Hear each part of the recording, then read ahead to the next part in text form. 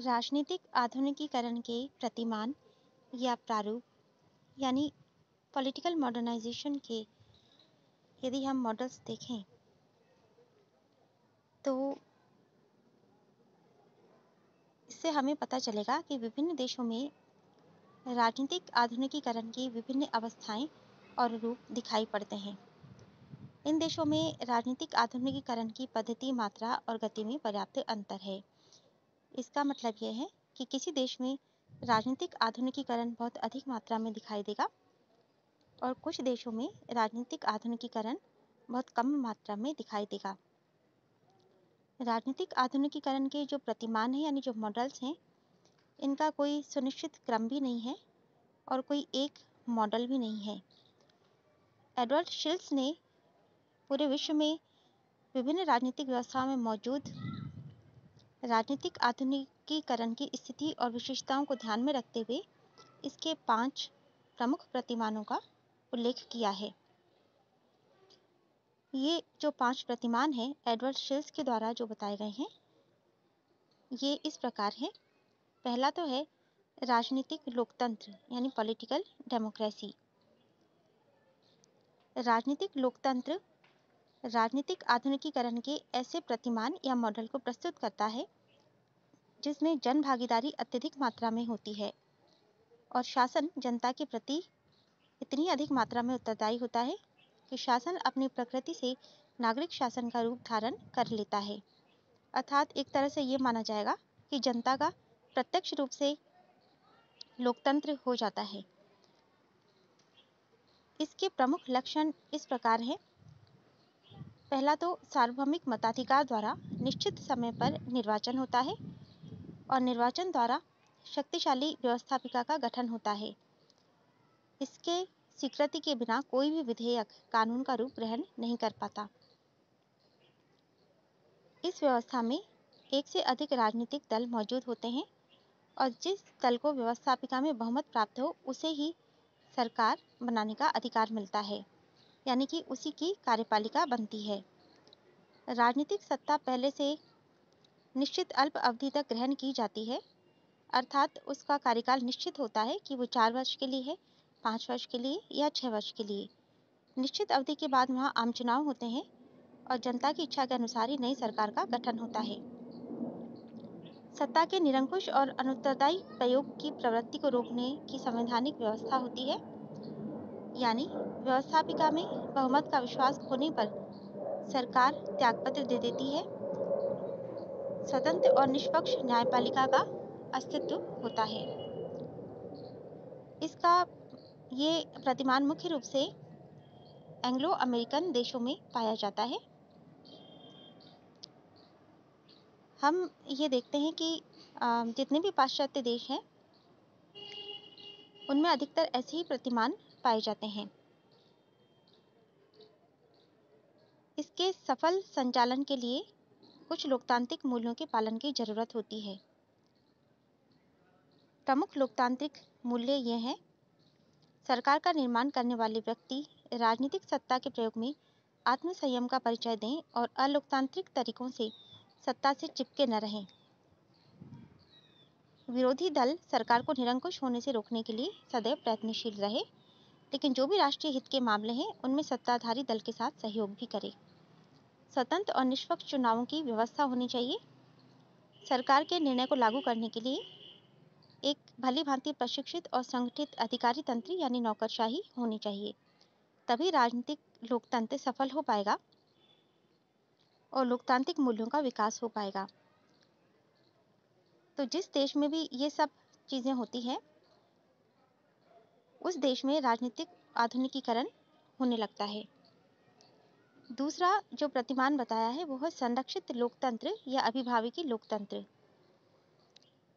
संरक्षित लोकतंत्र राजनीतिक आधुनिकीकरण का एक ऐसा प्रतिमान है जिसमें राजनीतिक लोकतंत्र की सभी संस्थाएं मौजूद रहती है, लेकिन व्यवहार में कार्यपालिका अधिक शक्तिशाली और प्रभावशाली होती है। इसके हाथों में सत्ता का केंद्रीकरण होता है।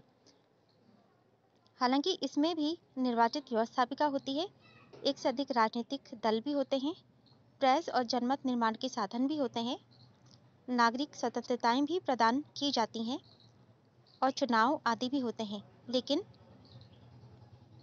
फिर भी इसमें पूरी तरह से कार्यपालिका ही सबसे अधिक महत्वपूर्ण स्थान रखती है। संरक्षित या अभिभावकीय लोकतंत्र की स्थापना उस देश के ऐसे अभिजन वर्ग द्वारा की जाती है जिसका राजनीतिक आधुनिकीकरण के राजनीतिक लोकतंत्र वाले प्रतिमान में पूरा विश्वास तो होता है, लेकिन वो ये भी मानता है कि इस प्रतिमान को उस देश में तुरंत लागू नहीं किया जा सकता। अर्थात जब तक राजनीतिक लोकतंत्र की स्थापना के लिए आवश्यक सामाजिक और आर्थिक विकास नहीं हो जाता और आम जनता की राजनीतिक चेतना में पर्याप्त वृद्धि नहीं हो जाती, तब तक वह संरक्षित लोकतंत्र बना रहता है। और जैसे ही ये सब हो जाता है तो संरक्षित लोकतंत्र का रूपांतरण राजनीतिक लोकतंत्र में कर दिया जाता है।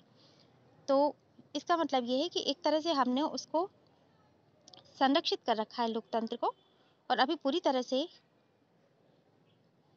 उस राजनीतिक लोकतंत्र की स्थापना नहीं हो पाई है।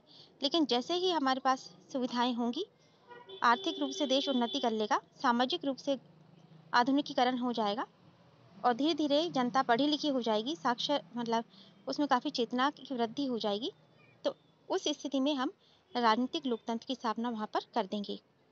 इसके बाद जो तीसरा प्रतिमानी है वो ये माना है आधुनिकताशील वर्गतंत्र या अल्पतंत्र।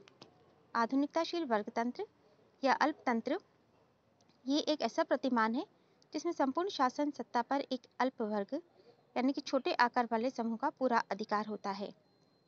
ये अल्प वर्ग देश के आर्थिक और सामाजिक आधुनिकीकरण का पूर्ण पक्षपाती होता है।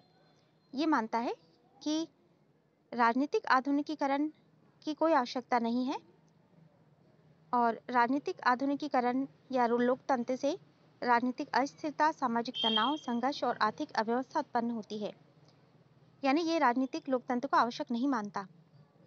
ये मानता है कि राजनीतिक लोकतंत्र में बार बार चुनाव होते हैं, बार बार सरकारें बदलती है और बार बार संघर्ष होता है, आंदोलन होते रहते हैं, तो ये उसको ठीक नहीं मानता और उसको ये मानता है कि इससे तो राष्ट्रीय संकट उत्पन्न हो जाता है। इसके विपरीत वो ये भी मानता है कि साधारण जनता में कोई राजनीतिक योग्यता नहीं होती और न ही उसे ठीक से मतदान करना आता है। वो किसी भी अयोग्य दल को भी वोट देकर जिता सकती है। तो वो ये मानता है कि इससे ज़्यादा ठीक है ऐसा होना चाहिए कि देश का आर्थिक और सामाजिक आधुनिकीकरण पूर्ण रूप से हो, न कि राजनीतिक लोकतंत्र हो। इसीलिए इसमें पूरी तरह से विरोध को समाप्त करने के लिए पुलिस, सेना और गुप्तचर संस्थाओं की मदद ली जाती है। यहाँ पर चुनाव की प्रणाली मौजूद हो सकती है, लेकिन बहुत थोड़े ही नागरिकों को मताधिकार प्राप्त होता है। व्यवस्थापिका के अधिकार नाम मात्र के होते हैं। न्यायपालिका का स्वतंत्र अस्तित्व भी नहीं होता। तो इस वर्गतंत्र में रचना की दृष्टि से नागरिक वर्गतंत्र या सैनिक वर्गतंत्र ही हो सकता है, किंतु जिस वर्गतंत्र का शासन होता है वह दूसरे वर्ग के हितों का ध्यान रखता है। इस प्रकार इसका उद्देश्य है कि एक स्थायी, ईमानदार, शक्तिशाली राष्ट्रीय सरकार की स्थापना हो, जिससे तेजी से आर्थिक और सामाजिक आधुनिकीकरण संभव हो सके। तो इसको हम बोलते हैं आधुनिकताशील वर्गतंत्र या अल्पतंत्र। चौथा प्रतिमान उन्होंने बताया है सर्वाधिकारवादी या समग्रतावादी अल्पतंत्र।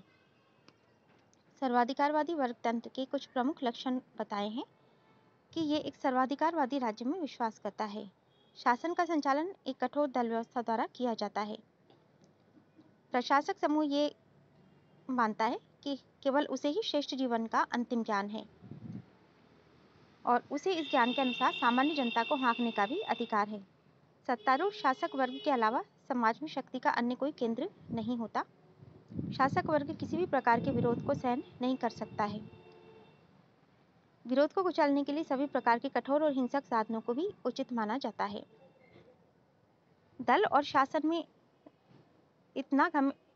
वहाँ पर मात्र एक राजनीतिक दल का अस्तित्व होता है और दल और शासन में इतना घनिष्ठ संबंध होता है कि दल के अभाव में सर्वाधिकारवादी वर्गतंत्र की स्थापना और संचालन संभव नहीं होता। दल की अपनी नौकरशाही होती है और इसके माध्यम से सरकारी नौकरशाही का नियंत्रण किया जाता है। इस वर्गतंत्र में शासन की निर्वाचित प्रतिनिधि संस्थाएं हो सकती है, लेकिन वो उन्हें किसी मामले में पहल करने की कोई वास्तविक शक्तियां नहीं होती। 20वीं सदी में सर्वाधिकारी वर्गतंत्र के दो रूप दिखाई देते हैं। एक तो वामपंथी साम्यवादी सर्वाधिकारी वर्गतंत्र और दक्षिणपंथी फासीवादी सर्वाधिकारी वर्गतंत्र। दक्षिणपंथी फासीवादी सर्वाधिकारी वर्गतंत्र पूंजीवादी अर्थव्यवस्था से संबंधित है। ये सभी प्रकार की मानवीय असमानता में विश्वास करता है और लोकतंत्र का घोर विरोधी है। ये अंतर्राष्ट्रीय क्षेत्र में साम्राज्यवाद और युद्ध का पक्षधर भी है। इसके विपरीत वामपंथी साम्यवादी सर्वाधिकारी वर्गतंत्र समाजवादी अर्थव्यवस्था से संबंधित है। ये सभी प्रकार की मानवीय स्वतंत्रता, मानवीय समानता में विश्वास करता है और सामाजिक और आर्थिक क्षेत्र में लोकतंत्र का समर्थक है, लेकिन सबसे अधिक ये समानता में ही विश्वास करता है। अंतर्राष्ट्रीय क्षेत्र में साम्राज्यवाद और राष्ट्रीय युद्ध के सिद्धांत का विरोधी है।